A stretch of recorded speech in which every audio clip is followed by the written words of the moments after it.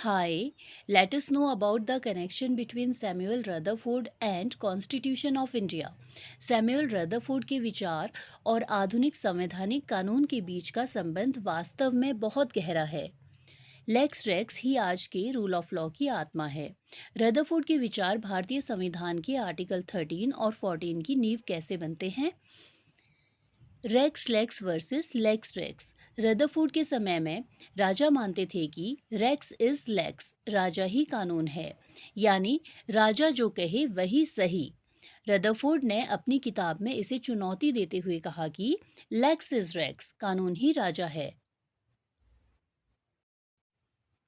भारत में कोई व्यक्ति, प्रधानमंत्री या राष्ट्रपति राजा नहीं है। यहाँ संविधान, कॉन्स्टिट्यूशन ही राजा है।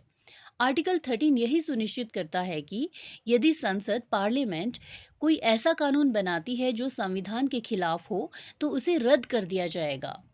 Limited government.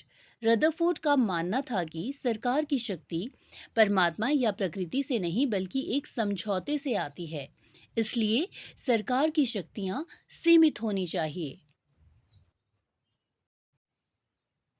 Article 14 constitution of India यह सुनिश्चित करता है कि सरकार किसी के साथ पक्षपात ना करे।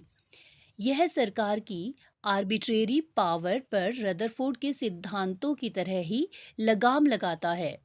रदरफोर्ड के इन विचारों ने ही आगे चलकर जॉन लॉक और फिर अमेरिकी और भारतीय संविधान निर्माताओं को प्रभावित किया।